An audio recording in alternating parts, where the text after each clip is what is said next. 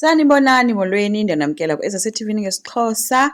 Iqalile ke guys ipati kwaPhetheni ke apho ke umcimbi ubonakele khona uqala kumnandi, but now unjengaye akabonakali ndawo. UPhetheni ke wahamba ebuza ke koovusi into yoba khange bambone na unjengaye akafumanisi. Ukhumbula kunjengaye ubethwe nguJabu ngento wawa phantsi kwaphela ngaye kanjalo. So ufeyintile ke uba ufeyintile asazi noba ufike kodwa ke ulindiwe ke apho. Kuthe kusenjalo ke uPhetheni esaxakwe yile kwegqi uNomfundo erhoqana nothemba wakhe. Hayi kwajala yonke into kuPhetheni, kodwa uNomfundo naye guys uyayithanda idrama ngoba kaloku asimazi uba uyaphi yena ke umntana ngesizakhe. uPhetheni uye kuye ke embuza uba ubekwa yintoni phaa cause lena into ifuna ifemeli kuphela. uNomfundo uthemba lo ndihamba naye ungusiba likhulu, so xa elapha nam kufanele ndibe ndilapha, nam ke iyandifaka. Hayi walwa ke uPhetheni esithi akho kwanto imhlanganisayo makangazomhlanyisa yena. uNomfundo ke yena ke umenge lithi nje awukhathali nakukulwa and uthi yonke into ayisoloko ingawe yonke into eyenzekayo ke. uPhetheni uthe wena uzondihlokoloza nje. uNomfundo uthe ke ungandibetha ke uba uyafuna. Phofu ii-cameras guys zilapha ziyafota nje bexambulisana. Kude kwafika ukwenza novusi begijima ke bezobanqanda wabesesithi ke ukwenza ebantwini babafotayo ucela basuke bahambe balungiselelwe ezitafuleni mabasuke phayana. Wabe sebethetha nabo into yoba guys siyacela uba lena into siye. Kuthe ke uPhetheni ndicela nikhuphe esi sidwedwe apha. Ethi ndithi khuphani lo doti apha. Wathi ke uKwenzo uyacela uNomfundo ahambe ayodla izineks athathe ubhuti omncane bayodlela le. uPhetheni umile into yoba kuzodla ukuhlaka ndivusi ndithe khuphani lo mntu apha. Uthe ke uvusi hayi abantu basijongile sanibe nikwentsana apha kuthiwa sorry Kwenzo. Uvusi ke uye wathi ke kunina hayi masiyiyeke le sayibona later indaba kaNomfundo, sicela ke sifokhase kule into kuqala. So kuye kwakubi kanjalo ke. Kunjengaye ke yena kwakhoyo umlilo guys yaqala kumnyama nje lela khandlela beliwile ke phantsi licaba lide lalayita ke yena ulele phantsi. uPhetheni ke ngapha yanconywa ukuba ke hayi ushayile kumcimbi khona ilade lithile lilam-aproacha eme novusi. But lithi ke ngoku asimboni kodwa uDlamini uphi, ethi kungenzeka into yoba khona mhlawumbi ingxabano ekhona ekwayenzeka. Uvusi uvele wangenelela ke ethi sisi uyimfama na? Uthuke kusisi wabantu esithi andiva. Uthi uvusi singoDlamini senze into esezingeni, wena into ongayenza njengangoku ukuthatha iifotozi bonise wonke umhlaba lo nto basenze umcimbi oyindumezulu. uPhetheni uye wathi ke kuvusi hayi ndizoba rayithi ngicela ungahamba vusi ndizoshiyeka ndizawukwazi uyihendlisha le. Wabe semxelela ke into yoba hayi yonke into irayithi. Lo sisters ke ndifuna ukwazi into yoba akho ngxabano ikhoyo na. Uthe ke omnye akho ngxabano qha usiba likhulu uyeza khona apha abambeke khona kodwa uyeza.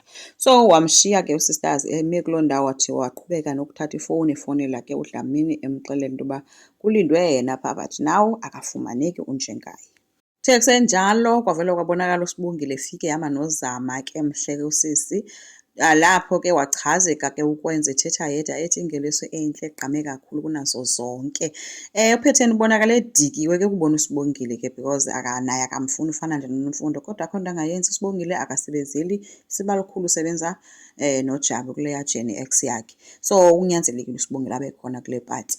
Bathe ke besancumelene kuSibongile nokwenza ngoku ambonayo omnye kwavela kwathi gqi uJabu naye ecaleni nje uthe thushu emncoma ke ubabukeka njengamamiliyoni. So uSibongile ingathi bengayonwabelanga ke into yokunconywa nguJabu. Uthe no iqhelekile loo nto. Besithi ke kuJabu hayi wethu nawe umhle uhlambile namhlanje. So wabencoma loo nto, but uKwenzo indlela evele wonyanya ngayo asawubona uJabu esondela kuSibongile kuvele kwahlwa nje emini, but ke kuncede uba kuthi gqi abasebenzi bakwaDlamini beza begijima bevuyela uSibongile bemncoma mhle ngathi nguCinderella. uJabu uye wasuka ke eca kwabo. Yaphela kanjalo ke into enodrama noKwenzo noJabu phakathi. So ushiyeke kumnandi ke abasebenzi bemncoma uSibongile bethi ke ethi uMamViyo ucela kamzamele umsebenzi kwibosi yakhe naye akaphume phaa kwaDlamini akahambe ayosebenzela. So bekumnandi kuhlekwa yonke le nto ke. uPhetheni ke guys ubamkele ke abantu ethi abakhululeke etsho noba why kuselebreyithwa le khampani. Uthe ininzi ke into abayizuzileyo kulo nyaka, ngeke bade balinde kude kuphele unyaka. Etsho ke uba abanye abantu ababekhona ukubhilda le khampani basekhona, abanye abasekho. Watsho ke ethi ke lisezixesha lezipitshi, ndicela ngokuba bebe-enjoya umculo. So wacela intombazana ayibize ngo-Angel uba mayiphakame iyocula, phakama kusisi wayocula. Apho kukwenza phakeme wothatha khona uSibongile ezojayiva naye estage. Hayi ke bekungemnandi ke kukwenza noSibongile bejayiva bejongene emehlweni bengathi akho kwabantu phayana.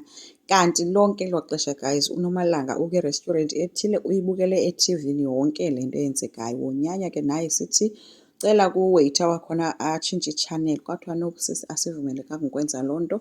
Wanyanzeleka uba makabukele. Ngapha uJabu uhleli nodadewabo, naye wonyanye uphelile. UJabu guys uyamthanda uSibongile, so uyazifela nje indlela le betshintshe ngayo apha ebusweni bombona into uba ngathi angambamba ukwenza amjulele kude. Ngelingeni ke unjengaye ude wabe uyavuka ke guys, uvuka kwakhe uvusa seyifowuni.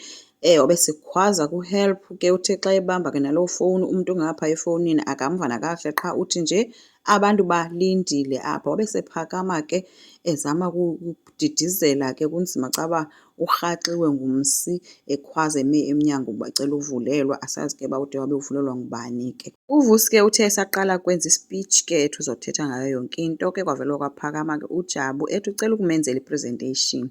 So kwislide sokuqala esivelileyo kuvele kwavela utata kaJabu. UJabu watsho ukuba ngubani lowa, ethi ke ngutatakhe, ethi ngeshwa ke wabulawa ngabantu bale khampani. UVusi uye wathatha imayikhi ke ngelithi ke wenzela bangathethi. uJabu uvele wathi kulungile thatha imayikhi yakho, waqhubeka wathetha esithi nje oosibalikhulu bambulala utata wam. Wabe sengena kunjengayo sekhwaza ethi ucinga uba ungubani wena? uJabu wamjonga nje waqhubeka nokuthetha. Waqala ke bambamba kwabizwa ne-security uba makakhutshwe. Baye babambana ke uJabu nonjengaye, bathe besabambana ukwenza wazongena phakathi kwabo ngelithi uzonqanda. uJabu watshofa ukwenza wawuwa phantsi guys, wafeyinta. Unjengaye abesecela kwi-security samkhupha kuJabu. Akayekanga phofu uJabu ukuthetha apha emlonyeni.